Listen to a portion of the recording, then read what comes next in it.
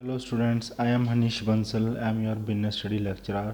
ਤਾਂ ਸਟੂਡੈਂਟਸ ਆਪਾਂ ਨੇ ਫਾਰਮੇਸ਼ਨ ਸਟਾਰਟ ਕੀਤੀ ਸੀ, ਉਹਦਾ ਦੂਜੀ ਸਟੇਜ ਦੇਖੋ। ਅਤੇ ਉਸ ਤੋਂ ਬਾਅਦ ਆਪਾਂ ਨੂੰ ਕੀ ਕਰਨਾ ਪੈਂਦਾ, ਇਨਕੋਰਪੋਰੇਸ਼ਨ ਸਟੇਜ ਦੇ ਵਿੱਚ ਆਉਣਾ ਪੈਂਦਾ। ਇਨਕੋਰਪੋਰੇਸ਼ਨ ਸਟੇਜ ਦੇ ਵਿੱਚ ਇਹ ਡਾਕੂਮੈਂਟਸ ਫਾਈਲ ਕਰਨੇ ਪੈਂਦੇ ਨੇ। ਕਿਹੜੇ ਕਿਹੜੇ ਡਾਕੂਮੈਂਟ ਹੈ? ਇੱਕ ਤਾਂ memorandum of association, article of association, statement of authorised capital, ਇਹ ਡਾਇਰੈਕਟਰ ਦੀ ਲਿਸਟ ਅਤੇ name, address, occupation, written consent ਹੋਣਾ ਚਾਹੀਦਾ, ਮਤਲਬ ਡਾਇਰੈਕਟਰ ਦੇ ਸਾਈਨ ਹੋਣੇ ਚਾਹੀਦੇ ਨੇ। ਰਜਿਸਟਰ ਆਫਿਸ ਪਤਾ ਹੋਣਾ ਚਾਹੀਦਾ ਕੰਪਨੀ ਦਾ, ਉਹ ਸਾਰਾ ਇਹ 'ਚ ਮੈਂਸ਼ਨ ਕਿੱਥੇ ਆਫਿਸ ਖੋਲੋਗੇ, ਕਿੱਥੇ ਕੰਪਨੀ ਖੋਲੋਗੇ, ਅਤੇ ਉਹਦੀ ਸਾਰੀ ਜਿੰਨੀ ਵੀ ਲੀਗਲ ਡਾਕੂਮੈਂਟਸ ਦੀ ਫੋਰਮੈਲਿਟੀ ਹੈ ਸਾਰੀ ਇਹਨਾਂ ਨੂੰ ਪੂਰੀ ਕਰਨੀ ਪੈਂਦੀ ਹੈ ਇਹਦੇ ਅੰਦਰ। ਅਤੇ ਸਟੂਡੈਂਟ ਇਹਦੇ ਵਿੱਚ ਸਾਰੇ ਪੁਆਇੰਟ ਨੈਸੈਸਰੀ ਆ ਕਰਨੇ। ਅਤੇ ਫਿਰ ਅੱਗੇ ਕੀ ਕਰਨਾ ਹੁੰਦਾ ਆਪਾਂ ਨੂੰ? ਪੇਮੈਂਟ ਆਫ ਫੀਸ ਦੇਣੀ ਪੈਂਦੀ ਹੈ ਅਲੋਂਗ ਵਿਦ ਫਾਈਲਿੰਗ ਦਾ ਅਬਵ ਡਾਕੂਮੈਂਟ ਪ੍ਰਿਸਕ੍ਰਾਈਬਡ ਫੀਸ। ਜੋ ਵੀ ਹਰੇਕ ਰਜਿਸਟ੍ਰੇਸ਼ਨ ਆਫਿਸ ਦੇ ਵਿੱਚ ਅਲੱਗ ਅਲੱਗ ਕੰਪਨੀ ਦੀ ਅਲੱਗ ਅਲੱਗ ਫੀਸ ਹੁੰਦੀ ਆ, ਉਸ ਹਿਸਾਬ ਨਾਲ ਫੀਸ ਉਹਨਾਂ ਨੂੰ ਜਮ੍ਹਾਂ ਕਰਾਉਣੀ ਪਏਗੀ। ਠੀਕ ਹੈ। ਉਸ ਤੋਂ ਬਾਅਦ ਕੀ ਆਉਂਦਾ? ਰਜਿਸਟ੍ਰੇਸ਼ਨ ਕੀ ਆਉਂਦੀ ਹੈ ਕਿ ਹੁਣ ਆਪਾਂ ਨੂੰ ਸਾਰੇ ਡਾਕੂਮੈਂਟ ਜਿੰਨੇ ਵੀ ਆ ਉਹ ਵੈਰੀਫਾਈ ਹੁੰਦੀ ਹੈ, ਫੀਸ ਡਿਪੋਜ਼ਿਟ ਹੋ ਜਾਂਦੀ ਹੈ, ਤਾਂ ਫਿਰ ਉਸ ਤੋਂ ਬਾਅਦ ਰਜਿਸਟਰਾਰ ਨੂੰ ਸਬਮਿਟ ਕਰਾ ਦਿੰਦੇ ਹਾਂ।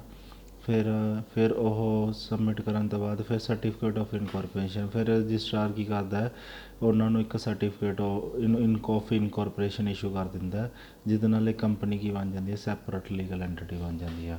ਉਹ ਸਰਟੀਫਿਕੇਟ ਆਫ ਇਨਕੋਰਪੋਰੇਸ਼ਨ 'ਚ ਇਸ ਟਾਈਪ ਦੀਆਂ ਵਰਡਸ ਲਿਖੇ ਹੁੰਦੇ ਨੇਗੇ, ਦੇਖੋ। ਠੀਕ ਹੈ, ਇਸ ਤਰੀਕੇ ਨਾਲ ਵਰਡ ਲਿਖੇ ਹੁੰਦੇ ਨੇਗੇ ਕਿ ਹਾਂ ਆਈ ਹੇਅਰ ਬਾਏ ਸਰਟੀਫਾਈਡ ਦੈਟ, ਇਹ ਸਾਰਾ ਕੁਛ ਲਿਖਿਆ ਹੁੰਦਾ ਕਿ ਇਹ। ਹੁਣ ਤੁਹਾਨੂੰ ਇੱਕ ਗੱਲ ਹੋਰ ਦੱਸਣਾ ਚਾਹੁੰਦਾ, ਹੁਣ ਇਹ ਜਿਵੇਂ ਜਿਸ ਦਿਨ ਸਰਟੀਫਿਕੇਟ ਆਫ ਇਨਕੋਰਪੋਰੇਸ਼ਨ ਹੋਇਆ ਉਸ ਤੋਂ ਪਹਿਲਾਂ ਕੀਤੇ ਹੋਏ ਕੰਟਰੈਕਟ ਨਹੀਂ ਮੰਨੇ ਜਾਣਗੇ। ਜਦੋਂ ਸਰਟੀਫਿਕੇਟ ਆਫ ਇਨਕੋਰਪੋਰੇਸ਼ਨ ਜਿਸ ਦਿਨ ਮਿਲਿਆ ਉਸ ਤੋਂ ਬਾਅਦ ਵਾਲੇ ਜਿੰਨੇ ਵੀ ਕੰਟਰੈਕਟ ਹੋਣਗੇ ਉਹ ਉਸ ਕੰਪਨੀ ਦੇ ਉੱਤੇ ਬਲੇਮ ਹੋਣਗੇ। ਸਮਝ ਆਈ ਗੱਲ? ਜਿਵੇਂ ਐਗਜ਼ਾਮਪਲ ਦੇਖੋ, ਦਾ ਸਰਟੀਫਿਕੇਟ ਆਫ ਇਨਕੋਰਪੋਰੇਸ਼ਨ 24 ਅਗਸਤ ਨੂੰ ਸਰਟੀਫਿਕੇਟ ਹੋਇਆ ਤਾਂ where was written 22 August, the company is considered to be born 22 August only and so all dealing carried 23 August will be considered legal although the certificate was issued only 24 August. ਹੁਣ ਦੇਖੋ ਇਹਦੇ ਵਿੱਚ 24 ਅਗਸਤ ਨੂੰ certificate incorporation issue ਹੋਇਆ ਸੀ, ਪਰ ਉਹਦੇ ਵਿੱਚ ਲਿਖਿਆ ਹੋਇਆ ਸਰਟੀਫਿਕੇਟ ਦੇ ਵਿੱਚ 22 ਅਗਸਤ, ਤਾਂ 22 ਅਗਸਤ ਤੋਂ ਬਾਅਦ ਵਾਲੇ ਜਿੰਨੇ ਵੀ ਕੰਟਰੈਕਟ ਹੋਣਗੇ ਉਹ ਕੰਪਨੀ ਦੇ ਹੋਣਗੇ, ਉਸ ਤੋਂ ਪਹਿਲਾਂ ਵਾਲੇ ਕੰਟਰੈਕਟ ਕੰਪਨੀ ਦੇ ਨਹੀਂ ਹੋਣਗੇ। ਤਾਂ ਇਹ ਤੁਹਾਨੂੰ ਕਲੀਅਰ ਹੋ ਗਿਆ ਹੋਊਗਾ। ਅੱਗੇ ਦੇਖਦੇ ਹਾਂ capital subscription stage. Third stage ਆ ਕੈਪੀਟਲ ਸਬਸਕ੍ਰਿਪਸ਼ਨ ਸਟੇਜ। ਕਹਿੰਦੇ ਇਹ ਬਹੁਤ ਮੋਸਟ ਇੰਪੋਰਟੈਂਟ ਹੈ। ਥਰਡ ਸਟੇਜ ਆਉਂਦੀ ਹੈ। ਸਭ ਤੋਂ ਪਹਿਲਾਂ ਕੀ ਆਉਂਦਾ, ਜਦੋਂ ਆਪਾਂ ਹੁਣ ਤੁਹਾਨੂੰ ਇੱਕ ਗੱਲ ਹੋਰ ਦੱਸ ਰਿਹਾ ਕਿ ਆਹ 2 ਸਟੇਜਾਂ ਬਾਅਦ ਤੁਸੀਂ ਪ੍ਰਾਈਵੇਟ ਕੰਪਨੀ ਚਾਲੂ ਕਰ ਸਕਦੇ ਹੋ। ਪ੍ਰਾਈਵੇਟ ਕੰਪਨੀ ਨੂੰ ਅਗਲਾ ਤੀਜਾ ਚੌਥਾ ਸਟੈਪ ਪੂਰਾ ਕਰਨ ਦੀ ਲੋੜ ਨਹੀਂ ਹੁੰਦੀ, ਉਹਨੂੰ 2 ਹੀ ਸਟੈਪ ਪੂਰੇ ਕਰਨੇ ਹੁੰਦੇ ਨੇ। ਉਸ ਤੋਂ ਜੇ ਪਬਲਿਕ ਕੰਪਨੀ ਚਾਲੂ ਕਰਨੀ ਹੈ ਤਾਂ ਉਹਨੂੰ 2-4 ਸਟੈਪ ਪੂਰੇ ਕਰਨੇ ਹੁੰਦੇ ਨੇ। ਤਾਂ ਹੁਣ ਸਭ ਤੋਂ ਪਹਿਲਾਂ ਅੱਗੇ ਉਹਨੂੰ ਸੈਬੀ ਤੋਂ ਅਪਰੂਵਲ ਲੈਣੀ ਪੈਂਦੀ ਹੈ। ਸੈਬੀ ਦੀ ਫੁੱਲ ਫਾਰਮ ਹੁੰਦੀ ਹੈ security exchange board of India. ਕਹਿੰਦੇ ਸੈਬੀ ਤੋਂ ਅਪਰੂਵਲ ਲੈਣੀ ਪੈਂਦੀ ਹੈ। ਸੈਬੀ ਕੀ ਕਰਦਾ ਕਿ ਪਹਿਲਾਂ ਤਾਂ ਪੂਰਾ ਜਾਂਚ ਪੜਤਾਲ ਕਰੇਗਾ ਕਿ ਪਹਿਲਾਂ ਤਾਂ ਜਾਂਚ ਪੜਤਾਲ ਕਿਸ ਦੀ, ਜਿਹੜੀ ਕੰਪਨੀ ਤੁਹਾਨੂੰ ਆਪਣਾ ਇਨਫੋਰਮੇਸ਼ਨ ਦੇ ਰਹੀ ਹੈ ਉਹ ਟਰੂ ਐਂਡ ਫੇਅਰ ਹੋਣੀ ਚਾਹੀਦੀ ਹੈ। ਠੀਕ ਹੈ, ਜਿਹੜੀ ਕੰਪਨੀ ਤੁਸੀਂ ਕੋਈ ਵੀ ਇਨਫੋਰਮੇਸ਼ਨ ਸਬਮਿਟ ਕਰਾ ਰਹੀ ਹੈ ਤਾਂ ਉਹ ਟਰੂ ਕੀ ਰੈਲੀਵੈਂਟ ਇਨਫੋਰਮੇਸ਼ਨ ਹੁੰਦੀ ਹੈ। ਅਗਰ ਕੰਪਨੀ ਕੋਈ ਵੀ ਗੱਲ ਛੁਪਾਉਂਦੀ ਹੈ ਤਾਂ ਬਾਅਦ ਦੇ ਵਿੱਚ ਪਤਾ ਲੱਗਦਾ ਤਾਂ ਜਸ ਸੈਬੀ ਆ ਉਹਦੀ ਰਜਿਸਟ੍ਰੇਸ਼ਨ ਕੀ ਕਰ ਸਕਦੀ ਹੈ? ਕੈਂਸਲ ਕਰ ਸਕਦੀ ਹੈ। ਤਾਂ ਇਸ ਲਈ ਕੰਪਨੀ ਨੂੰ ਕੋਈ ਵੀ ਚੀਜ਼ ਲੁਕਾਉਣੀ ਨਹੀਂ ਚਾਹੀਦੀ। ਸੈਬੀ ਇਸੇ ਦੇ ਵਿੱਚ ਹੀ ਸਾਰੀ ਕੀ ਕਰਦੀ ਹੈ? ਜਾਂਚ ਕਰਦੀ ਹੈ। ਅੱਗੇ ਆ ਜਾਂਦਾ prospectus or lieu statement in lieu of prospectus. ਇਹਦਾ ਮਤਲਬ ਕੀ ਹੁੰਦਾ? ਫਿਰ ਆਪਾਂ ਕੀ ਕਰਦੇ ਹਾਂ, ਇੱਕ ਪ੍ਰੋਸਪੈਕਟਸ ਇਸ਼ੂ ਕਰ ਦਿੰਦੇ ਹਾਂ, ਮਤਲਬ ਪਬਲਿਕ ਦੇ ਵਿੱਚ ਸਰਕੂਲਰ ਇਸ਼ੂ ਕਰ ਦਿੰਦੇ ਹਾਂ। ਇਹ ਸਰਕੂਲਰ 'ਚ ਕੀ ਹੁੰਦਾ ਕਿ ਹਾਂ ਕੰਪਨੀ ਦੇ ਵਿੱਚ ਇੰਨੇ ਮੈਂਬਰ ਨੇ, ਇੰਨੇ ਡਾਇਰੈਕਟਰ ਨੇ, ਕੰਪਨੀ ਇੱਥੇ ਇਹ ਜਗ੍ਹਾ 'ਤੇ ਸਥਿਤ ਹੈ, ਕੰਪਨੀ ਆਹ ਪ੍ਰੋਜੈਕਟ ਲਗਾਏਗੀ, ਕੰਪਨੀ ਦੇ ਵਿੱਚ ਆਹ ਬੈਨੀਫਿਟ ਹੋਣਗੇ, ਸਾਰਾ ਪ੍ਰੋਸਪੈਕਟਸ 'ਚ ਮੈਂਸ਼ਨ ਹੁੰਦਾ। ਅੱਗੇ ਦੇਖਦੇ ਹਾਂ ਸਟੂਡੈਂਟਸ। ਫਿਰ ਉਸ ਪ੍ਰੋਸਪੈਕਟਰ ਨੂੰ ਕੀ ਕੀਤਾ ਜਾਂਦਾ? ਪਬਲਿਕ 'ਚ ਇਸ਼ੂ ਕੀਤਾ ਜਾਂਦਾ ਅਤੇ ਫਿਰ ਉਹ ਡਾਕੂਮੈਂਟਸ ਨੂੰ ਰਜਿਸਟਰਾਰ ਨੂੰ ਵੀ ਡਿਪੋਜ਼ਿਟ ਕਰਾਇਆ ਜਾਂਦਾ। ਫਿਰ ਉਸ ਤੋਂ ਬਾਅਦ ਅਪੁਆਇੰਟਮੈਂਟ ਕਿਹਦੀ ਕੀਤੀ ਜਾਂਦੀ ਹੈ? ਬੈਂਕਰ, ਬਰੋਕਰ ਅਤੇ ਅੰਡਰਰਾਈਟਰ। ਬੈਂਕਰ ਜਿਹੜੇ ਹੁੰਦੇ ਨੇ ਉਹ ਕੀ ਕਰਦੇ ਨੇ? ਮਨੀ ਵਾਸਤੇ ਜਿੱਥੇ ਡਿਪੋਜ਼ਿਟ ਕਰਾਉਂਦੇ ਆ।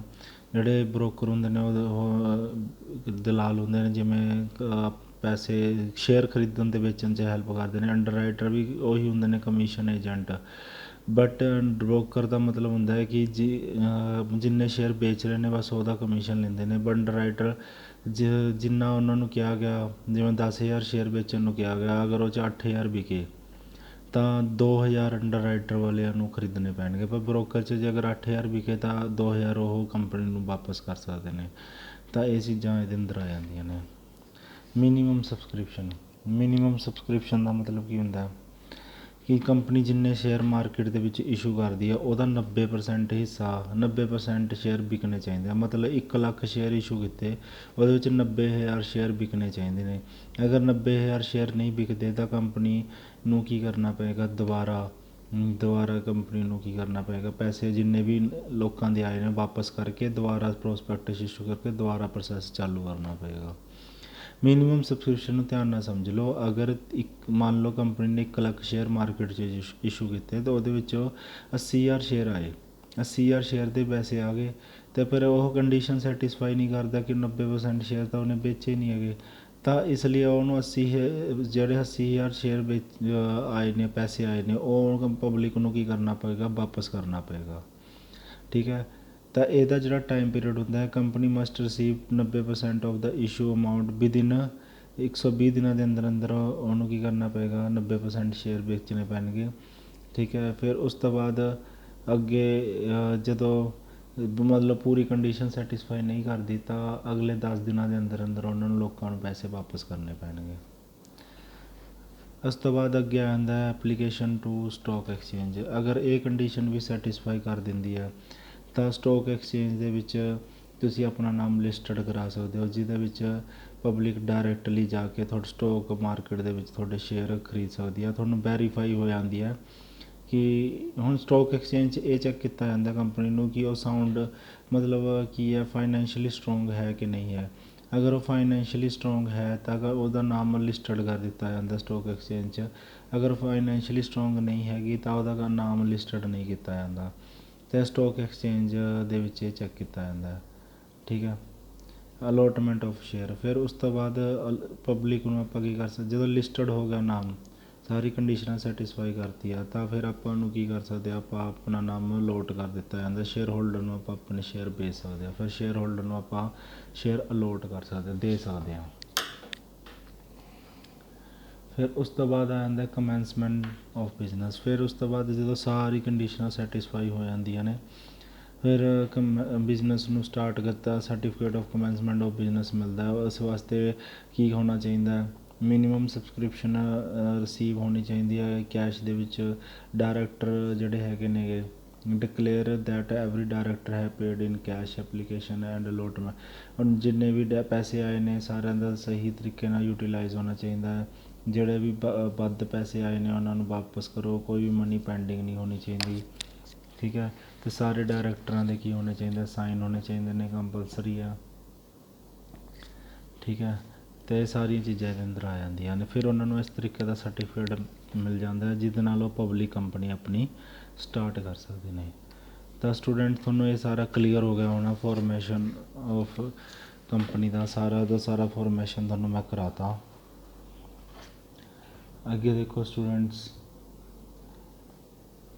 ਹੁਣ ਆਹ ਪੜ੍ਹਾਂਗੇ ਆਪਾਂ important documents used in the formation of A company. Formation of memorandum of article prospects.